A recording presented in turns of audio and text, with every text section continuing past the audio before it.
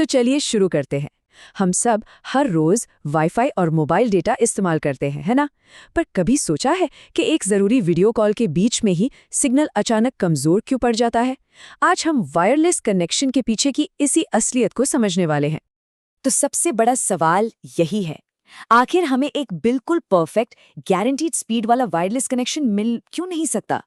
इसका जवाब एक बहुत ही आम लेकिन हैरान करने वाली तकनीकी मुश्किल में छिपा हुआ है।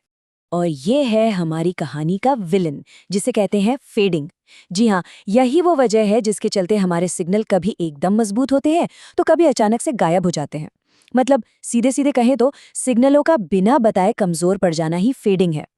अच्छा, अब ये फेडिंग भी दो तरह की होती है। एक है स्लो फेडिंग। ये तब होती है जब सिग्नल धीरे धीरे लंबे समय तक कमज़ोर होता है, बिल्कुल वैसे ही जैसे किसी सुरंग से गुजरते वक्त हमारा नेटवर्क चला जाता है। और दूसरी है फास्ट फेडिंग, जिसमें सिग्नल बहुत तेज़ी से ऊपर नीचे होता है। तो आज की जो हमारी पूरी बात है ना, वो इसी स्लो फेडिंग की चुनौती के इर्द गिर्द घूमेगी।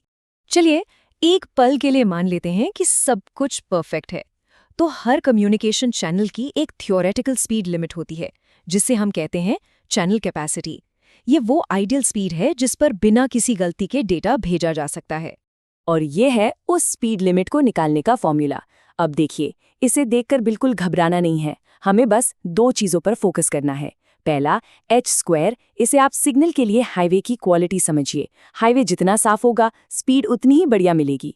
और दूसरा है SNR, जो ये बताता है कि हमारा सिग्नल आसपास के शोर शराबे के मुकाबले कितना साफ और मजबूत है।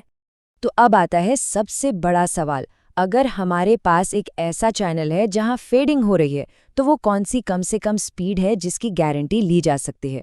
मतलब वो स्पीड जिस पर हम आंख बंद करके हर हाल में भरोसा कर सकते हैं। और इसका जवाब है 0। जी हाँ, 0। थ्योरी के हिसाब से एक फेडिंग चैनल की जो गारंटीड स्पीड होती है वो 0 होती है। सुनने में कितना अजीब है ना? अगर गारंटीड स्पीड ही 0 है तो फिर हमारा वायरलेस इंटरनेट और मोबाइल फोन आखिर काम कैसे करते हैं? देखिए, ऐसा इसलिए है क्योंकि हमेशा, चाहे कितनी भी छोटी क्यों न हो, एक संभावना बनी रहती है कि चैनल की क्वालिटी बहुत ही ज्यादा खराब हो जाए। इसी घटना को आउटेज इवेंट कहते हैं। और क्योंकि हम इस संभावना को कभी भी पूरी तरह से खत्म नहीं कर सकते, इसलिए इकलौती स्पीड जिसकी 100% गारंटी दी जा सकती है वो 0 ही है। तो इसी पहेली से निकलता है इसका समाधान। देखिए, इंजीनियर्स को पता है कि असल दुनिया में परफेक्शन जैसी कोई चीज़ होती नहीं है, इसलिए वो एक ज़्यादा प्रैक्टिकल सोच अपनाते हैं। सिस्टम को परफेक्ट के लिए नहीं, बल्कि काफ़ी अच्छा होने के लिए डिज़ाइन करो। और यही एंट्री होती है हमारी कहानी के हीरो की, एप्सिलॉन आउटेज कैपेसिटी। यहाँ एप्सिलॉन यानी एप्सिलॉन मैथ्स का एक सिंबल है जिसका मतलब है एक बहुत छोटी, मंजूर की जा सकने वाली मात्रा। तो ये कॉन्सेप्ट कहता है कि ठीक है, हम 100% सफलता की गारंटी नहीं देंगे, पर हम ये गारंटी देंगे कि सिस्टम फेल होने का चांस बहुत बहुत ही मामूली होगा। तो ये काम कैसे करता है? इसे एक सोचे समझे रिस्क की तरह समझिए। स्टेप 1, ट्रांसमीटर एक टारगेट स्पीड सेट करता है। स्टेप 2, वो ये उम्मीद करके डेटा भेज देता है कि चैनल की हालत अच्छी होगी। स्टेप 3, अगर चैनल वाकई में मजबूत निकला तो काम बन गया, डेटा पहुंच गया। लेकिन स्टेप 4, अगर चैनल कमजोर निकला तो एक आउटेज हो जाता है और वो डेटा का पैकेट लॉस हो जाता है। तो इसका निचोड़ यही है, यहाँ असल में एक सौदा हो रहा है। हम पूरी तरह से सेफ लेकिन बहुत धीमी स्पीड को छोड़कर एक बहुत तेज स्पीड चुनते हैं।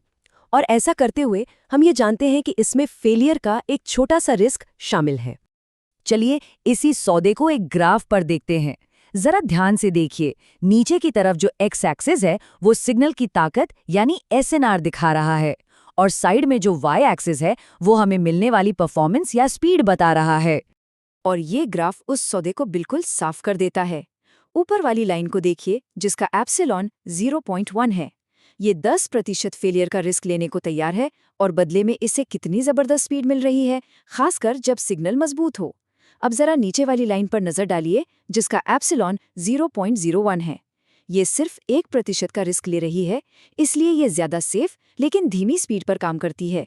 और ये हमें एक आखिरी लेकिन बहुत जरूरी सवाल पर लाकर खड़ा कर देता है।